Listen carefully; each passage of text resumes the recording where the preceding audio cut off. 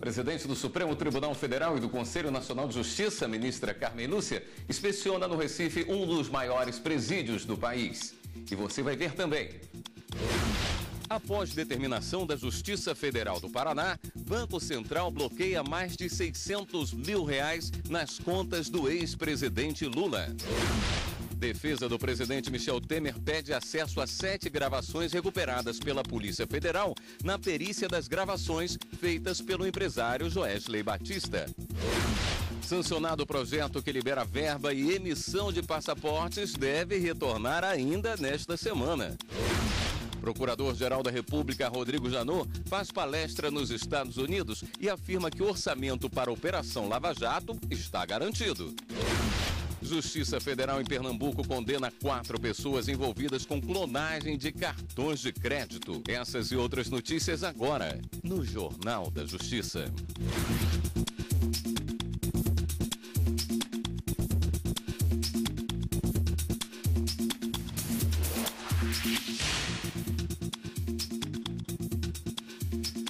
Boa noite. Por determinação da Justiça Federal do Paraná, o Banco Central bloqueou R$606 mil de contas do ex-presidente Lula. A repórter Fernanda Porto tem mais informações. Boa noite, Fernanda. Boa noite, William. Boa noite a todos. O bloqueio foi decretado pelo juiz federal Sérgio Moro em razão de pedido feito em outubro do ano passado pelo Ministério Público Federal em razão de desdobramentos da Operação Lava Jato. Além do dinheiro, também foram confiscados 2 carros, 3 apartamentos e um terreno em São Bernardo do Campo, em São Paulo. O pedido de bloqueio de bens envolve ainda Marisa Letícia, esposa do ex-presidente falecida em fevereiro deste ano e que, por isso, foi extinta do processo. No último dia 14, o ex-presidente da República, Luiz Inácio Lula da Silva, também foi condenado a mais de 9 anos de prisão por corrupção passiva e lavagem de dinheiro. William. Obrigado, Fernanda. Foi sancionado nesta quarta-feira o projeto que autoriza um crédito extra de R$102 milhões para regularizar a emissão de passaportes. O projeto foi aprovado quinta-feira, na última sessão do Congresso, antes do recesso parlamentar. Com a sanção, o governo espera que a impressão de passaportes interrompida desde o dia 27 de junho seja normalizada até sexta-feira. A defesa do presidente Michel Temer pediu ao Supremo Tribunal Federal acesso a 7 gravações recuperadas pela Polícia Federal na perícia feita no áudio da conversa gravada pelo empresário Joesley Batista com o presidente. Os advogados alegam que essas gravações não foram juntadas ao inquérito contra o presidente após o trabalho pericial e são importantes para fazer a defesa durante a votação na Câmara dos Deputados, que vai decidir se autoriza ou não o STF a investigar o presidente. O pedido deve ser analisado pela ministra Carmen Lúcia, responsável pelos casos de urgência durante o recesso na Suprema Corte.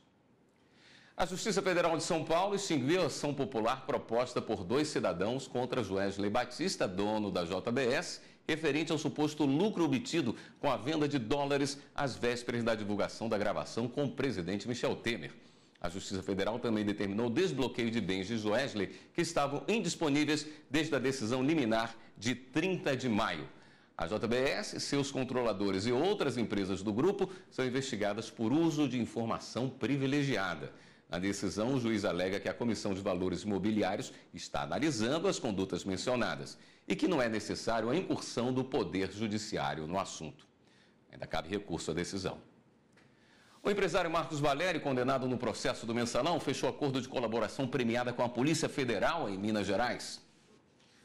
Marcos Valério já deixou a penitenciária onde estava e foi levado para uma APAC, Associação de Proteção e Assistência ao Condenado, em 7 Lagoas, na região metropolitana de Belo Horizonte.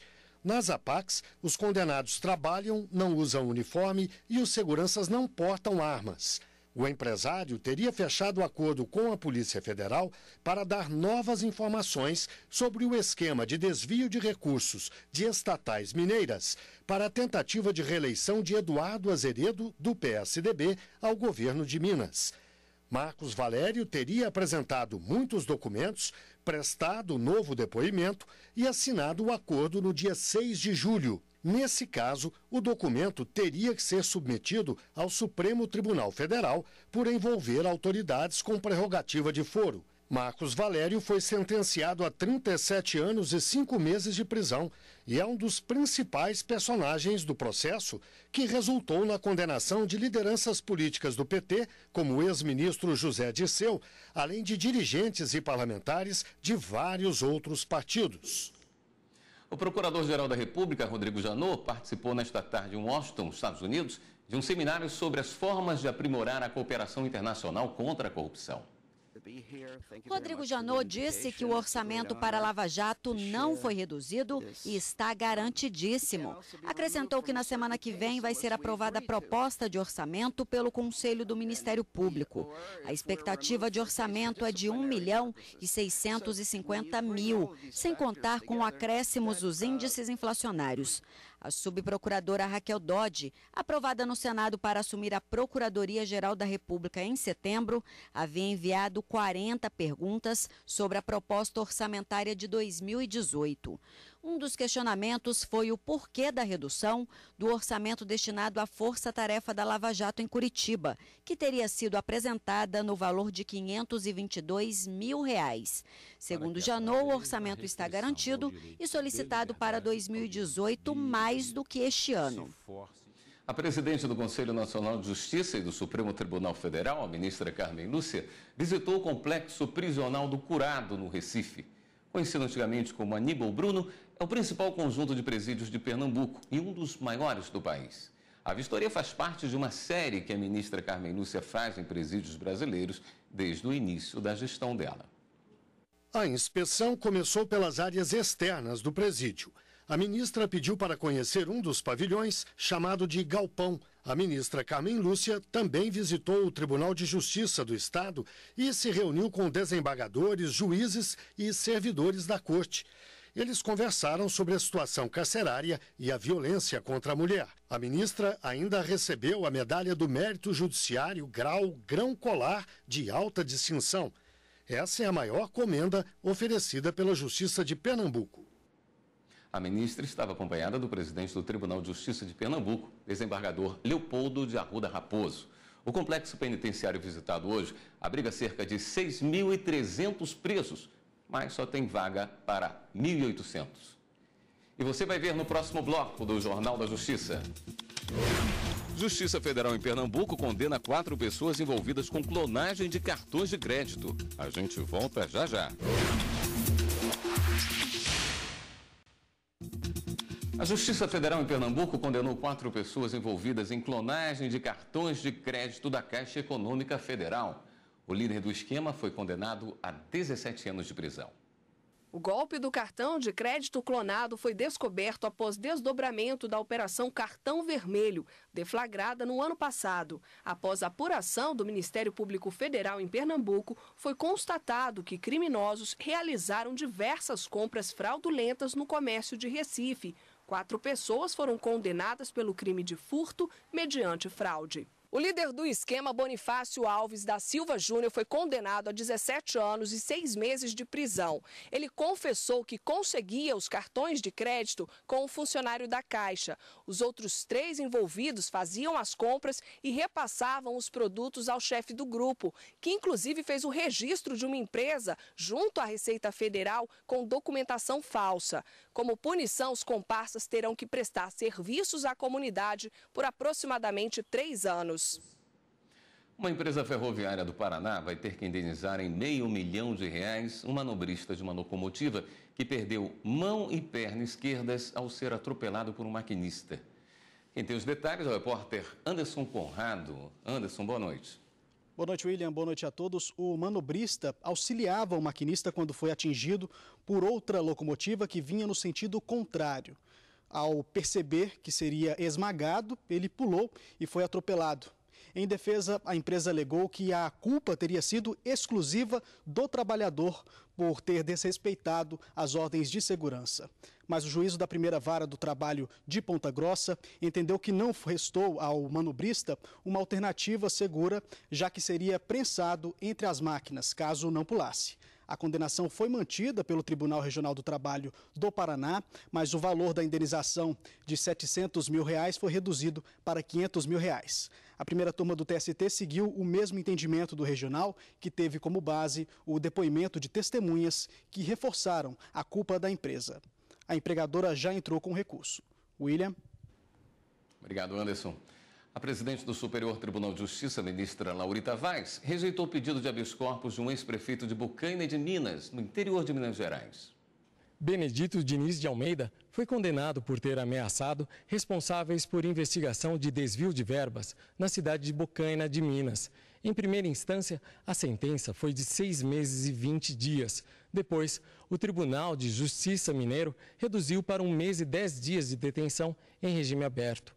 Aqui, no Superior Tribunal de Justiça, a defesa alegou nulidade do processo devido à atuação de um promotor que seria vítima no inquérito e à incompetência do juízo processante, porque o filho do ex-prefeito, julgado também no caso, teria prerrogativa de foro. De acordo com a presidente do STJ, ministra Laurita Vaz, as alegações não são passíveis de serem analisadas em pedido de liminar de habeas corpus. E assim, tanto o mérito quanto a existência de eventual nulidade processual deverão ser analisados pela 5ª turma após o trâmite regular do processo. Já está sendo feito o rezoneamento eleitoral determinado pelo Tribunal Superior Eleitoral. A medida prevê que nas capitais, por exemplo, cada zona eleitoral atenda 80 mil pessoas. Um estudo realizado pelo Tribunal Superior Eleitoral concluiu que há zonas eleitorais com mais de 200 mil eleitores, enquanto outras atendem aproximadamente 10 mil pessoas. Para corrigir essas distorções, o TSE determinou o rezoneamento eleitoral. A medida pode gerar uma economia de até 74 milhões de reais aos cofres públicos. Segundo Luciana Lócio, relatora da resolução que definiu as regras do rezoneamento, a ideia é otimizar os trabalhos dos cartórios. Nós buscamos tornar este serviço cada vez mais efetivo e com o menor custo. Os eleitores de aproximadamente 200 zonas eleitorais vão contar com centrais de atendimento, o que permite o funcionamento dos locais sem a presença de um juiz ou promotor. Isso é possível porque os atendimentos realizados nesses lugares serão basicamente de serviços como emissão de título e cadastramento eleitoral. E ainda vai haver a possibilidade de convocação de juízes e promotores para esses locais em caso de necessidade, como no período eleitoral. A ideia é tirar um pouco dos locais que tem muito, né, por exemplo, as grandes cidades e municípios muito grandes do sul, do sudeste, que tem muitas zonas eleitorais, que são amplamente atendidas e que tem um nível de cultura muito maior. E esse pessoal pode utilizar o computador, né, não continuará tendo zona, mas menos zonas eleitorais, e remanejar essas zonas, né, transformar isso para locais de mais deficientes e transformar uma parte disso também em posto de atendimento, para que o eleitor não seja prejudicado. Os locais de votação não são alterados. Onde havia zonas eleitorais, nós vamos manter postos de atendimento. Então, para o eleitor que já tem o atendimento, que vai à zona eleitoral, não há nenhum prejuízo, não há nenhuma perda. Agora, eu vou dar a oportunidade de criar novos postos de atendimento, com estruturas às vezes mais enxutas, mais simples, mas para pessoas que antes tinham que viajar vários quilômetros para, enfim, trocar o seu título de eleitor ou regularizar a sua situação eleitoral. E você vai ver no próximo bloco do Jornal da Justiça. Legislação prevê que o Estado implemente ações antidrogas em todo o Brasil. A gente volta já já.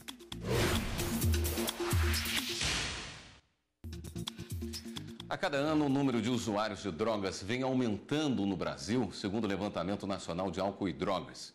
O entorpecente que mais preocupa é o crack, por ser altamente tóxico e causar transtornos mentais. Além da legislação brasileira obrigar o Estado a implementar ações antidrogas em casos graves, dependentes químicos podem ser internados de forma compulsória. 370 mil pessoas em todo o Brasil são usuárias de crack regularmente. São Paulo é a capital em que o problema é mais evidente. No centro da cidade, na região chamada de Cracolândia, só este ano, nos meses de abril e maio, o número de usuários aumentou 160% comparado com o mesmo período de 2016. Uma situação tão grave que a Prefeitura conseguiu na Justiça autorização para realizar internações de forma involuntária. Um caso singular e que inaugurou essa discussão de direito no nosso país. A nossa lei de drogas, ela não descriminalizou o uso de substâncias entorpecentes, mas ela despenalizou. Então, com essa despenalização, hoje, não se pode prender o usuário de drogas. O que se faz? Se convida-o ao comparecimento ao órgão de segurança pública responsável para identificação, etc. O que essa decisão fez? Essa decisão, em face da extraordinária situação da Cracolândia, ela autorizou que a prefeitura procedesse dessa forma, mas sem a identificação da pessoa, para um número indeterminado de pessoas. Desde 2006, a Lei Antidrogas determina que o Estado deve realizar medidas para a prevenção do uso indevido e reinserção social de dependentes químicos. O artigo 28 trata das penas para quem for flagrado com entorpecentes, que podem ir desde a advertência até medidas educativas. Em casos extremos, em que o usuário não responde mais pelos atos, pode ser aplicada a Lei 10.216 de 2001, que garante os direitos e proteção de pessoas com transtornos mentais. O texto prevê desde internação voluntária até de forma compulsória, em que o paciente é internado contra a vontade. Mas para isso é necessário autorização judicial. Para a Justiça autorizar uma internação compulsória, o caso passa por uma análise detalhada. Além do pedido do Estado ou da família por conta do histórico de crise, o paciente também precisa passar por avaliação médica e psicológica para ficar comprovada a necessidade de cuidados especiais urgentes. Eduardo conhece bem essa realidade. Ele conta que é ex-dependente de crack, ficou anos em São Paulo, na Cracolândia, e para conseguir deixar o vício foi internado 2 vezes de forma voluntária. Mas para ele, a internação compulsória às vezes é necessária. Existem pessoas que elas já não têm mais condições de sozinho tomar uma decisão. E essas condições mentais ela não tem como sozinha ir para um projeto desse. A pedra de crack é um subproduto da cocaína misturado com bicarbonato de sódio e analgésicos, o que a torna barata. Porém, é altamente tóxica e pode viciar já no primeiro trago, causando transtornos mentais. O tratamento deve ser constante e o dependente precisa adquirir consciência sobre a gravidade das consequências do vício. O tratamento baseado no desejo, ela é a melhor forma de tratamento. Então, a melhor condução para tratarmos de alguém que sofre, seja qualquer sofrimento, é o próprio sujeito se identificar como sujeito dessa dor, né? E, portanto, sem dúvida nenhuma, o desejo é a melhor forma de qualquer tratamento. O Distrito Federal é outra região em que o uso de crack preocupa. Não há um levantamento específico sobre o índice de dependentes, mas segundo o diretor de uma das ONGs que trabalha em prol da recuperação de usuários de drogas, as pessoas viciadas em crack que moram hoje em Brasília são de outros estados e não contam com o apoio da família. Aqui tem pessoas do Brasil inteiro, tem pessoas da Bahia, pessoas do Maranhão, pessoas de cidades aqui próximo daqui, de Cristalina. Então, a nossa dificuldade é esse contato com as famílias para começar a fazer um trabalho com eles, para eles também serem tratados para receber essas pessoas que têm uma vulnerabilidade muito grande. A ONG Cristolândia do Distrito Federal atende hoje cerca de 150 pessoas que buscam deixar o vício das drogas. Vários voluntários são ex-dependentes químicos. Um deles é o Rogério, que usou o crack cerca de 30 anos, foi internado 14 vezes e há 3 anos conseguiu deixar o vício. Para ele, apoio e intervenções da Justiça e do Estado são fundamentais para o tratamento. Não é fácil, mas é gostoso depois que você vence, entendeu? Depois que você consegue. Hoje eu falo de boca cheia assim. É maravilhoso você conviver, você aprender a reviver outra vida. Mas a pessoa tem que querer mesmo. Hoje é o Dia Nacional do Futebol. A data foi escolhida em 1976 como uma homenagem ao time mais antigo em atividade no país, o Esporte Clube Rio Grande, do Rio Grande do Sul, fundado em 1900. O futebol é a paixão de muitos jovens que partem para a carreira de jogador na esperança de uma vida melhor. Mas, diferente das grandes estrelas, muitas vezes é preciso driblar salários baixos e contratos curtos. Viver de futebol, um sonho de 10 entre 10 jogadores. Mas boa parte dos atletas brasileiros tem contrato apenas para um período do ano. Arthur Rodrigues joga profissionalmente há 4 anos. Já passou por 5 times da primeira e segunda divisão em Brasília. E só assinou carteira uma vez, com o Ceilândia, e por 6 meses. Nos outros times, o contrato foi temporário. O mínimo do contrato profissional é de 3 meses, né? E basicamente fica nisso. Primeira divisão, a gente chega a assinar um contrato de 6 meses, mas assim, quando o campeonato acaba, se encerra as atividades naquele clube em que o atleta está vinculado, o contrato é rescindido e aí o jogador tem que partir para a sua segunda opção. Hoje o zagueiro de 22 anos tem contrato de 3 meses com o Samambaia, da segunda divisão. Pelo trabalho, vai receber um total de R$2.000. Como a renda não é constante, o jeito foi arrumar um segundo trabalho, em casa mesmo, no Recanto das Emas, cidade do Distrito Federal, a 40 quilômetros de Brasília. A faixa na porta da garagem já diz qual é: corte de cabelo e barba. Quando não está treinando pelo time, dá uma renovada no visual da vizinhança. Ele é um ótimo cabeleireiro, corta direitinho o cabelo, sim. E como jogador, hein? Ele é um ótimo jogador, já vi ele treinando já. Ele já deu aula lá para a escolinha onde eu treinava também. Faz bem o papel nos dois. E não é que essa profissão começou no futebol? Comecei a cortar meu próprio cabelo, fazer o pezinho e tudo mais. E com alguns cortes, alguns defeitos, mas aí fui aperfeiçoando, treinando nas cobaias que eram meus companheiros de clube. E aí a gente foi desenvolvendo esse outro dom também, né, que a gente adquiriu aí no meio do futebol também. Arthur diz que as tesouras e aparadores garantem o sustento dele, da filha de 1 ano e da mulher grávida. Mas ele mantém a garra e o sonho de viver da bola. É um pouco complicado porque você não sabe, você não tem uma garantia, né, de emprego amanhã. Mas é sempre lutando, né, pelo seu lugar ao sol, você sempre correndo atrás e acreditando que será possível sim alcançar esses objetivos. E sobre os contratos de trabalho dos jogadores de futebol, a repórter Viviane Novaes conversou com um advogado especialista no assunto. Os contratos de futebol são regidos pela Lei 9.615 de 1998, a chamada Lei Pelé. A gente conversa agora com o advogado César Lima. O que diz a lei sobre o prazo de duração do contrato? A Lei Pelé estipula que a duração mínima do contrato de trabalho do atleta profissional de futebol é de 3 meses e a duração máxima é de 5 anos. Quer dizer que no caso do Arthur, que a gente viu na reportagem, que está com um contrato de 3 meses, mesmo assim deve constar na carteira de trabalho? Sim, a carteira de trabalho deve ser assinada pelo clube empregador, é um direito do atleta e um dever do empregador. E se não assinar? Aí o atleta deve procurar seus direitos na Justiça do Trabalho e exigir que o clube empregador corrija esse erro, né, esse equívoco. Qual a importância de se ter o registro em carteira? É muito importante para todos os fins, principalmente os previdenciários, incluindo o tempo de aposentadoria e também no caso de um atleta profissional, é importante também por causa da assistência médica que pode ser fornecida pelo INSS no caso de alguma contusão ou de alguma lesão que o incapacite temporariamente para a prática do esporte. A partir de que idade pode-se assinar o contrato de futebol? A Lei 9.615 de 98 determina que a idade mínima para assinatura de um contrato profissional de futebol é 16 anos de idade. O que diz a lei sobre a possibilidade de uma rescisão de contrato antes do tempo previsto? Bem, a lei estipula 2 valores de multa, vamos chamar assim, a cláusula rescisória.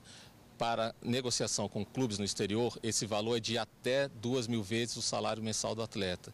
Para negociação com clubes do exterior, não há teto para essa negociação. Então, no Brasil, esse limite é 2.000 vezes o valor do salário do atleta e para clubes do exterior não há esse limite. E estas regras devem estar previstas ali no contrato? Sim, isso deve estar explicitamente estipulado no contrato celebrado entre o atleta profissional e o clube empregador.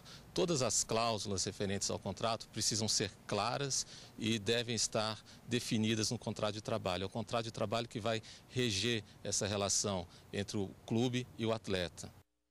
Um prato culinário é a mistura de sabores, texturas e aromas. A pesquisa do mestre em Direito dos Negócios, André Medrado, questiona se esse resultado pode ser considerado arte e ter proteção autoral. A dissertação traz entrevistas com chefes e aplicação de questionários. É sexta-feira, 9 horas da manhã. E o Jornal da Justiça fica por aqui. Outras notícias do Judiciário você acompanha amanhã, 1h da tarde, no Jornal da Justiça, primeira edição. Uma boa noite para você e continue aqui na TV Justiça.